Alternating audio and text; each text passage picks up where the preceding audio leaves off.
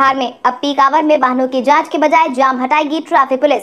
बिहार की traffic police अब जाम हटाने का काम करने वाली है। ये काम सभी ट्रैफिक पुलिस व्यस्त समय में करेगी, यानी कि अब ट्रैफिक पुलिस सुबह 9 बजे से लेकर 11 बजे और शाम 5 से 8:30 बजे के बीच का समय ट्रैफिक खाली करवाने का काम करने वाली है, क्योंकि काफी लंबे समय से ये देखा गया है कि पीक आवर में भी यातायात पुलिस के जवान जाम हटाने की बजाय वाहनों की चेकिंग में व्यस्त रहते हैं। लिहाजा एसपी ट्रैफिक ने व्यस्त समय में यातायात ड्यूटी में तैनात पुलिस कर्मियों को सिर्फ जाम हटाने को कहा है, जिसके बाद ही अब यातायात पुलिस व्यस्त समय को छोड़कर बाकी के वक्त में गाड़ियों की चेकिंग करेगी। हालांकि स्कूलों की छुट्टी खत्म होने के बाद दोपहर के समय में भी जाम लगने की आशंका है। ऐसे में उस वक्त भी जवानों के सामने जाम को काबू करना एक बड़ी चुनौती होगी।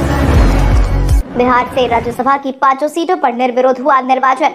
बिहार की 5 सीटों पर होने वाले राज्यसभा चुनाव के लिए हाल ही में नामांकन का काम हुआ था, जिसके बाद अब राज्यसभा की 5 सीट पर बीते दिन निर्विरोध निर्वाचन हो गया, जिसके तहत शुक्रवार को राजद के मीसा भारती और फैयाज अहमद सहित एनडीए की तरफ से भाजपा के सतीश चंद्र दुबे और शंभू शरण पटेल और जदयू के खीरू महतो के निर्वाचन की घोषणा की गई। साथ ही इस दौरान सभी नवनिर्वाचित सदस्यों को प्रमाण पत्र भी दिया गया। राजद के दोनों नवनिर्वाचित मीसा भारती और फैयाज अहमद ने राबड़ी देवी और तेज प्रताप यादव के साथ आकर अपना प्रमाण पत्र लिया। वहीं भाजपा के पटेल और दुबे के साथ भाजपा के प्रदेश अध्यक्ष डॉक्टर संजय जायसवाल पहुंचे थे।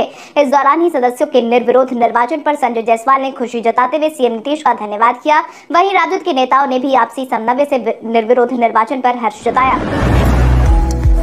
आज बिहारी पहचान में हम बात करेंगे रमेश चंद्र झा की। रमेश चंद्र झा भारतीय स्वाधीनता संग्राम में सक्रिय क्रांतिकारी थे, जिन्होंने बाद में साहित्य के क्षेत्र में भी उल्लेखनीय भूमिका निभाई। वो बिहार के एक स्वतंत्र सेनानी होने के साथ साथ हिंदी के कवि, उपन्यासकार और पत्रकार भी थे। बिहार राज्य के चंपारण जिले का फुलवरिया गांव उनकी जन्मस्थली है। उनकी कविताओं, कहानियों और गजलों में जहां एक तरफ देशभक्ति और राष्ट्रीयता का स्वर है, वहीं दूसरी तरफ मानव मूल्यों और जीवन के संघर्षों की भी अभिव्यक्ति है। आम लोगों के जीवन का संघर्ष, उनके सपने और उनकी उम्मीदें रमेश चंद्र झा कविताओं का मुख्य स्वर है। बिहार में तेजी से बढ़ रहा है मॉनसून। बिहार के कई जिलों में जहां एक तरफ तपती धूप का एहसास हो रहा है, वहीं दूसरी तरफ बिहार में मॉनसून भी तेज गति से बढ़ रहा है, जिसके बाद यह उम्मीद जताई जा रही है कि बिहार में जल्द ही बारिश का मंजर देखने को मिलने वाला है। मौसम विभाग की तरफ से साझा की गई जानकारी के अनुसार दक्षिण पश्चिम मॉनसून बंगाल के उत्तर पश्चिम की खाड़ी, उत्तर पूर्व के कुछ हिस्सों से होते हुए मिजोरम, मणिपुर और नागालैंड के अधिकांश भागों में पहुंच गया है। मौसम विज्ञान केंद्र पटना के अनुसार राज्य के पूर्णिया जिले में मॉनसून का प्रवेश 13 से 15 जून के बीच होगा। इसके बाद पूरे राज्य में मॉनसून की मजबूत स्थिति बने होने के साथ अच्छी बारिश के आसार है। फिलहाल बिहार, पश्चिम बंगाल, असम होते हुए एक ट्रफ रेखा और चक्रवाती परिसंचरण का क्षेत्र बना हुआ है। इसके प्रभाव से प्रदेश में अगले 24 घंटे के दौरान 15 जिलों में बारिश के आसार है। उत्तर पूर्व सीमांत रेलवे NERF रेलवे भर्ती बोर्ड RRC गुवाहाटी ने निकाली रिक्तियां।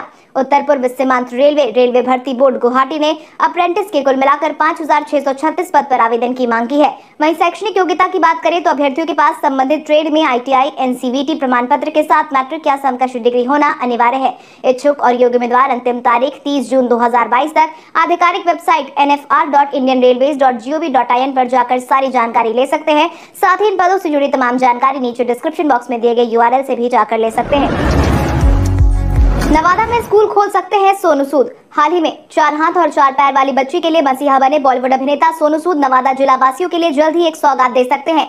मीडिया में चल रही खबरों के अनुसार सोनू सूद जल्द ही बिहार के नवादा जिले में स्कूल और अस्पताल खोल सकते हैं। उन्होंने नवादा से मुंबई गए सौर पंचायत मुखिया के प्रतिनिधि सह भाजपा के वारसलीगंज प्रखंड अध्यक्ष दिलीप रावत के सामने ये प्रस्ताव रखा है। मीडिया में चल रही खबरों के अनुसार सारी दिशा को समझने और नवादा की भौगोलिक और सामाजिक स्थिति पर गहन चर्चा करने के बाद सोनू सूद ने सहर्ष ये प्रस्ताव रखा है कि यदि नवादा जैसे इलाके में उचित स्थान पर जमीन की उपलब्धता हो जाए तो एक संपूर्ण संसाधन युक्त स्कूल और अस्पताल खोलने की प्रबल इच्छा है। बिहार में यहां महिलाओं को मिलेगी पिंक टॉयलेट की सुविधा। बिहार की राजधानी पटना में अब मार्केट प्लेस पर महिलाओं के लिए टॉयलेट की समस्या दूर होने वाली है। इसके लिए ही जल्द ही पटना में मोबाइल पिंक टॉयलेट की सुविधा शुरू होने वाली है। ये टॉयलेट पूरी तरीके से महिलाओं के जिम्मे होगी। इस दौरान ही जलापूर्ति की समस्या दूर करने के लिए मानव बल के साथ गाड़ी और सामान उपलब्ध करवाया जाएगा। साथ ही अब कुत्तों से बचाने के लिए भी बेखौफ कुत्तों को पकड़ने के लिए 2 डॉग कैचर भी खरीदे जा रहे हैं। इस दौरान ही अगर सफाई कर्मी अपने ड्रेस कोड में नहीं रहते हैं तो भी कार्रवाई होगी। बीते दिनों ही मेयर सीता साहू की अध्यक्षता में लगभग 5 घंटे तक चली सशक्त स्थायी समिति की बैठक में पहली बार 70 प्रस्ताव पर चर्चा हुई। इनमें 3 प्रस्ताव को छोड़कर बाकी को स्वीकृत कर दिया गया है। बिहार की मछलियां होंगी अब स्वस्थ।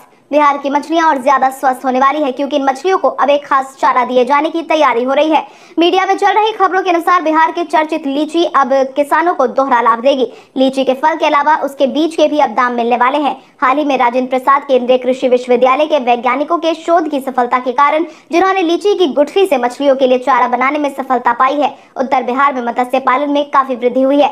इससे मछली चारे की मांग के साथ कीमत भी बढ़ी है। दाम कम होने के साथ पौष्टिक चारा मछली पालकों को उपलब्ध हो, इसके लिए डॉक्टर राजेंद्र प्रसाद केंद्रीय कृषि विश्वविद्यालय पूसा के कुलपति डॉक्टर आशीष श्रीवास्तव के निर्देश पर अनुसंधान की शुरुआत की गई है।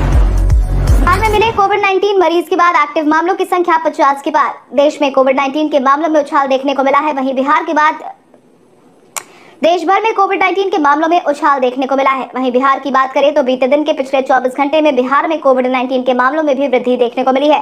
स्वास्थ्य विभाग की तरफ से साझा की गई जानकारी के अनुसार बिहार में बीते दिन के पिछले 24 घंटे में कुल मिलाकर 15 मरीजों की पुष्टि हुई, जिसके बाद बिहार में एक्टिव मरीजों की संख्या 53 पर पहुंच गई है। इसके साथ ही अगर हम प्रभावित जिलों की बात करें तो भागलपुर में 1, पटना में 7, रोहतास में 1, सहरसा में 1 और वेस्ट चंपारण में 3 मामलों की पुष्टि हुई है। इसके अलावा बीते दिन के पिछले 24 घंटे में कुल मिलाकर 86,642 सैंपल की जांच की गई। वहीं इस दौरान 3 मरीज ठीक होकर घर वापस लौटे हैं। जम्मू कश्मीर के बड़गाम में बिहारी युवक के जान गंवाने पर मुख्यमंत्री नीतीश कुमार ने जताया शोक। हाल ही में जम्मू कश्मीर के बड़गाम में उग्रवादियों की तरफ से किए गए हमले में बिहार के दिलखुश कुमार की जान चली गई, जिसके बाद से ही हर एक बिहारी में जम्मू कश्मीर में चल रहे वारदात को लेकर गुस्सा है। वहीं दूसरी तरफ मुख्यमंत्री नीतीश कुमार ने इस मामले को लेकर अपना बयान भी जारी किया है, जिसके तहत बीते दिन सोशल मीडिया पोस्ट जारी करते हुए उन्होंने कहा कि बिहार के दिलखुश कुमार जी की जान जाना बहुत ही दुखद है।